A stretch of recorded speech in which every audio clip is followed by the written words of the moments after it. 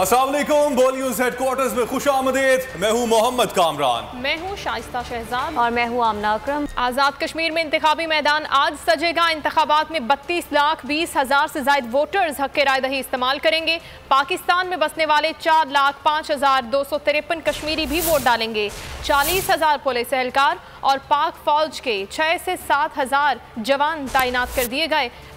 45 नशिस्तों पर इंतखाब के लिए आज़ाद कश्मीर और मुल्क के मुख्तलिफ हिस्सों में पोलिंग के सामान की तरसील मुकम्मल। 826 पोलिंग स्टेशन को इंतहाई हसास, 1209 पोलिंग स्टेशन को हसास करार दे दिया गया।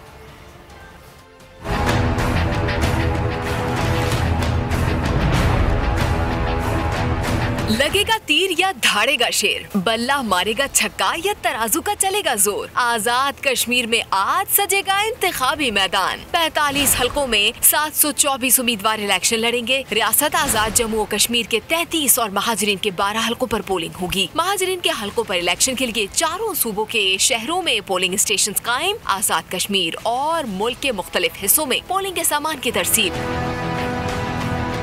राजा फारूक हैदर चकार और अलीपा के 2 इंतखाबी हलकों से इलेक्शन लड़ेंगे। बैरिस्टर सुल्तान महमूद मीरपुर तनवीर इलियास बाग से इंतखाब में हिस्सा ले रहे हैं। चौधरी मोहम्मद यासीन पीपल्स पार्टी के टिकट पर कोटली में 2 हलकों से सियासी किस्मत आजमाएंगे। पीपल्स पार्टी के सदर लतीफ अकबर मुजफ्फराबाद से इंतखाबात में हिस्सा ले रहे हैं। 32,20,546 वोटर्स हक़ राय दही इस्तेमाल करेंगे। पाकिस्तान में बसने वाले 4,05,253 कश्मीरी भी वोट डालेंगे। 826 पोलिंग स्टेशन को इंतहाई हसास करार दिया गया है। 33 हलकों में 5,123 प्रिजाइडिंग ऑफिसर, 7,336 पोलिंग ऑफिसर और 14,672 पोलिंग असिस्टेंट तैनात किए गए हैं। पाक फौज के 6 से 7,000 जवान फराइज अंजाम देंगे। 40,000 पुलिस एहलकार भी तैनात कर दिए गए। इस बार टर्नआउट पहले से ज्यादा होगा। पोलिंग का वक्त खत्म होने के 2 घंटे बाद नताइज का ऐलान करेंगे। Chief election commissioner Azad Kashmir Abdul Rashid सलहरिया की प्रोग्राम नाशा डिबेट में गुफ्तगू। कहा, गंडापुर साहब खुद वजीर कश्मीर है, कानून का एहतराम करना चाहिए। अहकामात पर अमल करवाना इंतजामिया का काम होता है। आज़ाद कश्मीर हुकूमत अहकामात पर अमल नहीं करवा सकी। मजीद कहा कि हमने आर्मी की मौजूदगी का मुतालबा किया था। वजारत दाखिला की तरफ से लॉजिस्टिक सपोर्ट मिल गई है। टर्न आउट 2016 का अगर आपको याद हो तो उसके हिसाब से are you expecting a better turn out in 2021 या फिर आपको लगता है कि कम होगा? 2 सालों में 56 पॉइंट था जी। इस वक्त चूँकि माहौल बड़ा चार्ज है और पार्टी भी 2 या 3 हो गई हैं, अब 4 हो गई हैं, इसलिए मुझे यकीन है कि ज़्यादा होगा। लॉजिस्टिक सपोर्ट जितनी भी अफवाज पाकिस्तान से वो पहुंच चुकी है और शुक्रिया भी उनका दाखिला साहब का। हाँ, उन्होंने कहा जनाब जितना आप मांगे एज पर डिमांड हम कर देंगे। जो मैंने डिमांड की थी, हमारी डिमांड थी आर्मी की मौजूदगी जरूर, और आर्मी चीफ साहब की मेहरबानी की उन्होंने आखिर बिलाखिर इस पर हमारी बात को माना। आज आज़ाद कश्मीर में होने वाले इंतखाबात के हवाले से तमाम इंतजामात मुकम्मल कर लिए गए हैं। सिक्योरिटी के लिए पुलिस और रेंजर्स आज़ाद कश्मीर के तमाम अजला में तैनात कर दी गई है। हमारे नुमाइंदे आमिर सलीम आवान इस हवाले से मज़ीद तफसीलात बता रहे हैं। जी आमिर, तफसीलात क्या हैं आपके पास? आज आज़ाद कश्मीर बार में होने वाले इंतखाबात के हवाले से तमाम तर तैयारियाँ मुकम्मल कर ली गई हैं। तकरीबन 40,000 के करीब जो है रेंजर्स और पुलिस के एहलकार जो तैनात कर दिए गए हैं। सुबह 8 बजे से लेकर शाम को 5 बजे तक पोलिंग का अमल जारी रहेगा और 5 बजे के बाद वोटर्स की गिनती शुरू हो जाएगी। इसके अलावा मैं आपको बताता चलूँ, मैं जिस जगह मौजूद हूँ इस वक्त मीरपुर आज़ाद कश्मीर में हल्का LA3 में, यहाँ पे बैरिस्टर सुल्तान जो कि PTI के सदर भी हैं और उम्मीदवार भी हैं PTI की तरफ से, उनमें और नून लीग के चौधरी मोहम्मद सईद हैं, उनके दरमियान जो है कांटेदार मुकाबला मुतवक्को है। LA2 में जो पीपल्स पार्टी के उम्मीदवार हैं, जो साबिक वज़ीर-ए-आज़म आज़ाद कश्मीर के बेटे भी हैं कासिम मजीद, उनके बीच में, और तहरीक इंसाफ के जो ज़फ़र अनवर हैं उनके बीच में मुकाबला। इसके अलावा सिक्योरिटी के इंतज़ामात के हवाले से मैं आपको बताता चलूँ कि सिक्योरिटी के इंतज़ामात पूरे शहर में मुकम्मल कर लिए गए हैं। शहर की तमाम शहरों पर पुलिस की जो है भारी नफरी पूरा दिन आज तैनात रहेगी। जितनी गाड़ियाँ यहाँ से मूव होंगी, जहाँ भी कोई मशकूक गाड़ी नज़र आएगी, मशकूक हरकत नज़र आएगी, फौरी तौर पर ऐसी सूरत हाल आपका शुक्रिया। पुलिस अफगान मुशीर और नवाज शरीफ की मुलाकात से हुक्मरानों की सांसें फूल गई। दुनिया आवाम की ताकत से ही बात करती है। सिलेक्टेड मुस्लिम लीग नून की नकल करके आज़ाद कश्मीर गया था, वहाँ ये उल्टे पांव भागा, जलसा क्या जलसी भी ना कर सका। तीन साल में तबाही करके आज़ाद कश्मीर क्या कहने जाते हैं। इनकी तकरीर नवाज शरीफ से शुरू होकर उन्हीं पर ख़त्म होती है। नायब सदर नून लीग मरियम नवाज के ताबड़तोड़ लफ्ज़ी वार, कहा 2018 में वोट छीनने की गलती ना दोहराई जाए। 3 सालों में उन्होंने धेले का काम नहीं किया। क्या नवाज शरीफ के दौर में लोड शेडिंग थी? नवाज शरीफ के दौर में चीनी की कीमत क्या थी और आज कितनी है?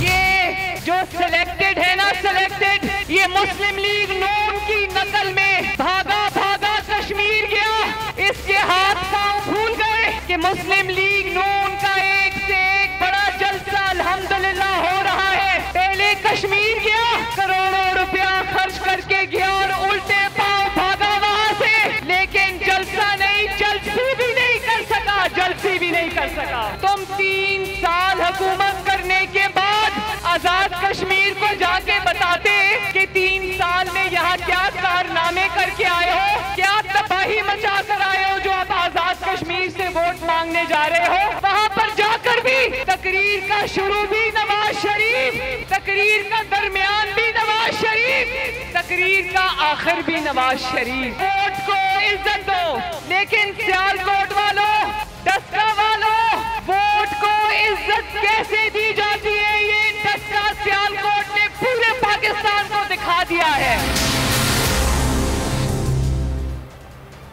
मरियम नवाज ने इंतखाबी मुहिम का वक्त खत्म होने के बाद जलसा किया। सियालकोट जलसे में हर तरफ आज़ाद कश्मीर के उम्मीदवार की तस्वीर थी। इलेक्शन कमीशन ज़ाब्ता इखलाक की खिलाफवर्जी पर कार्रवाई करे। मुआविन एमसीसी फिरदौस आशिक अवान ने मुतालबा कर दिया। कहा सियासी जमातों के कौल फेल में तजाद नजर आया।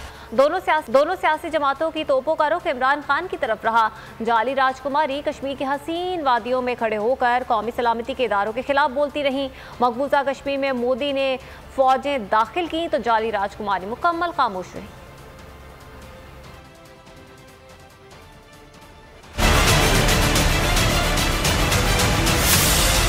दोनों सियासी जमातें अपनी तमाम इंतहाबी मुहिम के दौरान ये बताने में नाकाम रही हैं कि उन्होंने अपने अपने दौरे इक़्तिदार में उन नहत्ते मजलूम कश्मीरियों की फलाह बहबूद और उनके हक के खुद इरादियत के लिए दुनिया को किस अंदाज से मोबिलाइज किया। जब से मोदी ने मकबूजा जम्मू कश्मीर में अपनी फौजों को तमाम बैनुल-अक़वामी क़वाइदो ज़वाबित की खिलाफ वर्जी करते हुए हत्ता के हिंदुस्तान के अपने आइन की धज्जियां बखेरते हुए वहां फौजें दाखिल की, उस दिन से लेके आज तक शाही खानदान के जिले सुबहानी हो या जाली राजकुमारी हो या पूरी की पूरी नून लीग का लीडरशिप का कोई ऐसा फर्द हो जिसने किसी जलसे में खड़े होके मोदी के इस इक़दाम की मजम्मत की हो। बिलावल भुट्टो ने आजाद कश्मीर इलेक्शन में सरकारी वसाइल इस्तेमाल करने का इल्जाम लगा दिया। प्रेस कॉन्फ्रेंस में कहा कि विफाकी हुकूमत ने कश्मीर में हर इख्तियार इस्तेमाल करने की कोशिश की। विफाकी वजीर सरेआम पैसे बांट रहे हैं। इलेक्शन कमीशन पीटीआई उम्मीदवारों को नाअहल करार दे, एक्शन ना लिया गया तो ये तारीख के मुतनाज़े तरीन इलेक्शन होंगे। बिलावल भुट्टो का कहना था कि इमरान खान की हुकूमत धांधली की वजह से बनी, धांधली ना हुई तो पीपल्स पार्टी के उम्मीदवार ही मुंतखब होंगे। उन्होंने कहा कि हम 3 नस्लों से कश्मीर कॉज का दिफा कर रहे हैं। कठपुतली हुकूमत ने कश्मीर के अवाम को लावारिस छोड़ दिया। नून लीग की हुकूमत ने भी पीपल्स पार्टी के मंसूबों को आगे बढ़ाया। मैं कश्मीर का सफीर बनूंगा।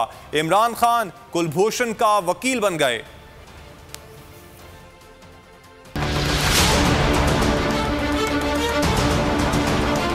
आज़ाद कश्मीर के इलेक्शंस आम तौर पे फ्री और फेयर इलेक्शंस नहीं कहा जा सकते। वो इसलिए कि जो भी ऑपोजिशन के जमातें हैं, जैसे पाकिस्तान पीपल्स पार्टी है, हम हुए एक हॉस्टाइल एनवायरनमेंट में इलेक्शंस लड़ते हैं। इस साल जिस तरीके से वफाकी हुकूमत ने हर इख्तियार इस्तेमाल करने की कोशिश की, वो काबिल मज़म्मत है। हम समझते हैं कि आज़ाद कश्मीर ऐसा स्ट्रेटेजिक लोकेशन है जहां किसी को ये मौका ही नहीं मिलना चाहिए कि वो धांधली का इल्ज़ाम उठा सके। और हम मुतालबा करते हैं इलेक्शन कमीशन आज़ाद कश्मीर से कि वो अपने इख्तियारात इस्तेमाल करे और इस इलेक्शन प्रोसेस को बचाए इससे पहले कि तारीख के सबसे मुतनाज़ा इलेक्शंस ये इलेक्शंस डिक्लेयर ना हो।